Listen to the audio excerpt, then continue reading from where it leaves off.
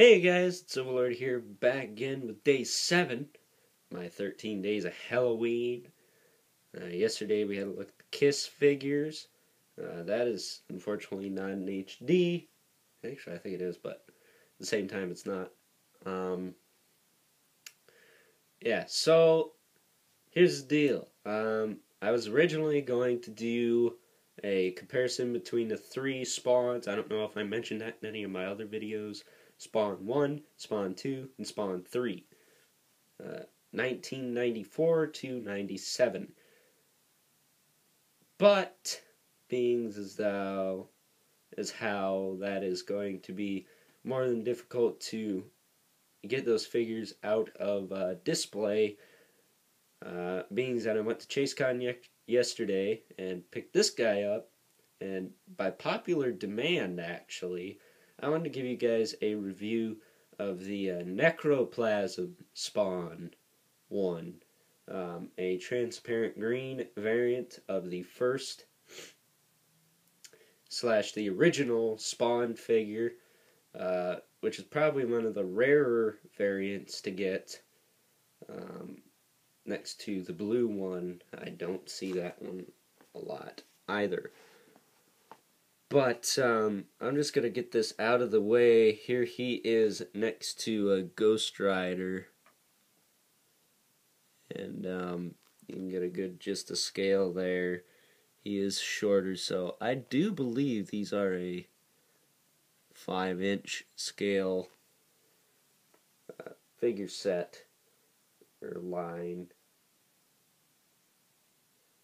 Because they're not exactly 6-inch, although the new Marvel Legends are a little bit taller than the old ones, if I'm correct. Now, he does come with the Spawn 1 comic, which I did not show in my original Spawn 1 review. I'm going to this back as far as I humanly can, so you can get a good look at all the artwork. Panning the camera up. You can see Spawn there looking awesome. It's a cool pic. It looks like he's doing the Dio horns too in this hand.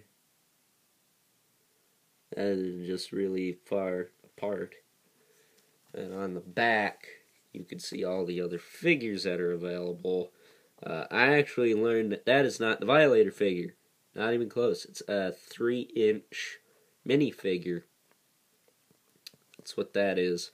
Why they did that, I don't know. Because it looks a little better than the actual figure we got, maybe. But, I'm not going to judge. Chef don't judge. Why should I, right? On the back, you can see the instructions for Spawn. And you can see the regular Spawn 1 there. And then Tremor, Medieval Spawn, Clown, Violator, and Overkill. And then you can see the Spawn Mobile, which I do have, the Violator Monster Rig, and the Spawn Alley Playset, which I also have. I wish that came with a figure, though.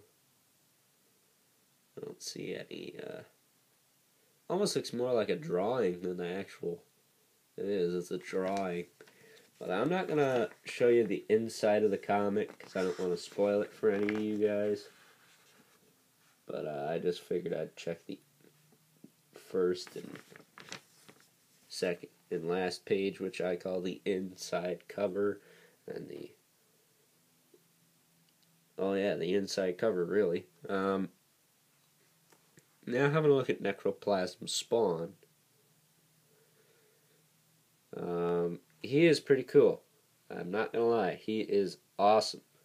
I love the sculpting on this figure all around. I'll try to give you a 360 of him and not lose any of his pieces here.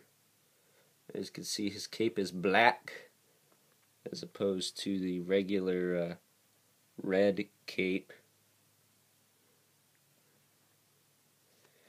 See the sculpt work here, really thick there, really well done there.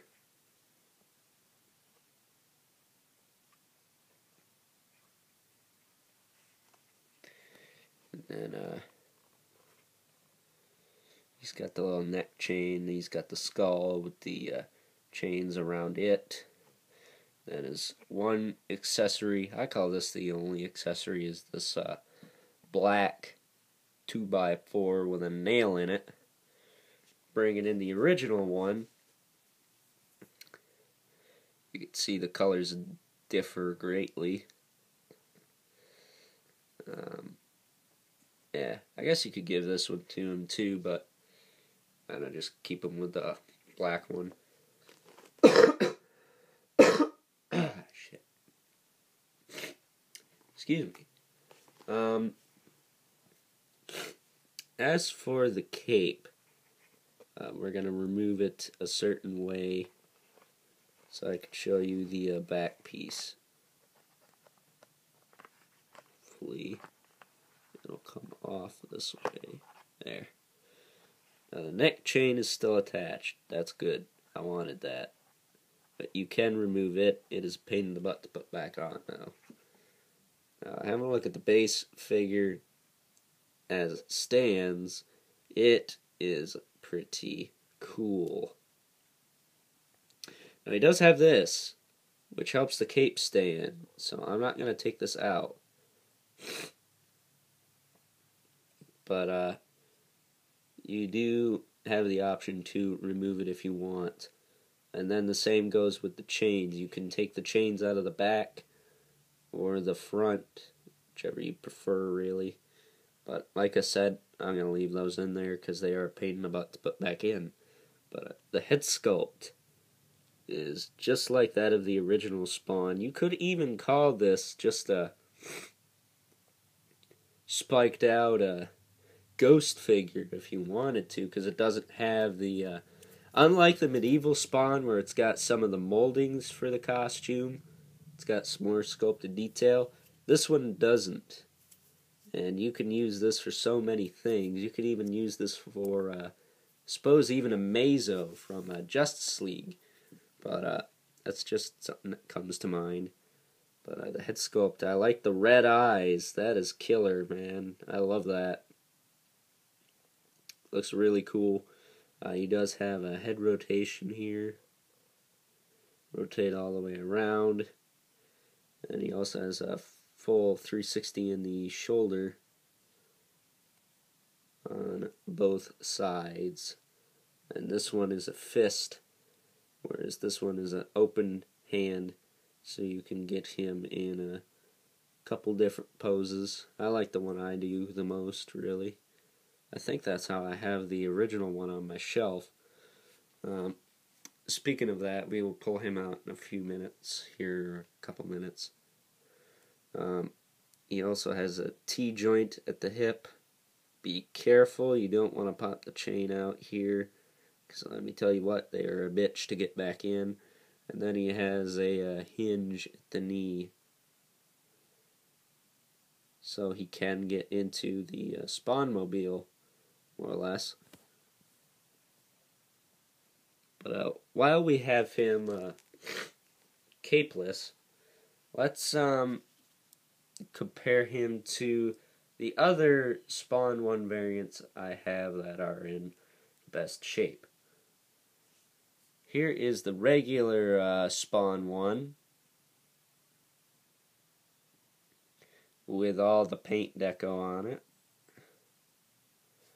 I'm going to get him to stand right here. There. That might work. There. There's a regular Spawn 1, and then a friend of mine, Toy Nuts' favorite. Booga booga booga! Hamburger head Spawn.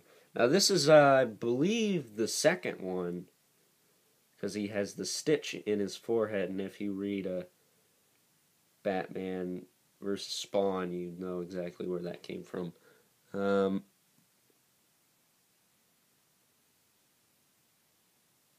But as you can see, they're all on the same base. The only one that has a different head of the hamburger heads. Now there is another one called the worm head. I have that, but it's not in the best of shape right now. I gotta get a actually that little back piece. The remnants of it are stuck in his back, and I can't get it out by myself. So I'm gonna have to get a Dremel, or have my dad Dremel that out. And then he's also missing one of the chains. He's got two of the same one right now, but you know, that's not cool. So hopefully I can find a Spawn one so I can get the cape for that guy and get the chain for the other one.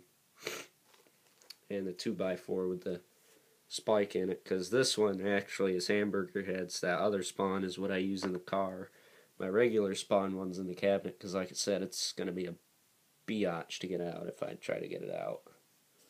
But I'm getting them out of the way here. Make sure he's not going to fall on me. There we go.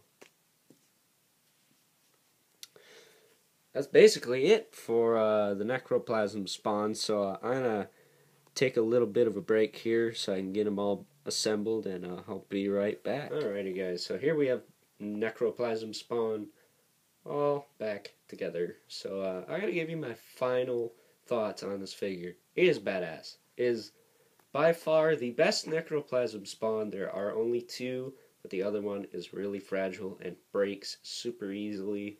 I would not get that one. I would shell out the extra $5 to get this one. It is a perfect substitute, I think. If you give it the red cape and the, yeah, that's basically it. Give it the red cape. You don't really need the little nail wood thingy. Yeah, that's gross. But, you don't really need the weapon he comes with because it's nothing all that special. But if you have it, you're one step ahead. Personally, I like this one because of the color is a little bit more realistic, and the color also varies between the wood and the nail going through it. But yeah, the Necroplasm Spawn, I'm going to give a 10 out of 10 to. Probably one of the top variants for Spawn figures in general. Up there with the Red Vandalizer and the, I gotta say, the Cyber Violator is really cool too. So, hope you guys enjoyed this review. Stay tuned, because tomorrow we're going to have a look at something a little bit out of the McFarlane realm for a change. 2 videos, actually, because it's Masher Mondays. And yeah, until next time, catch you guys later.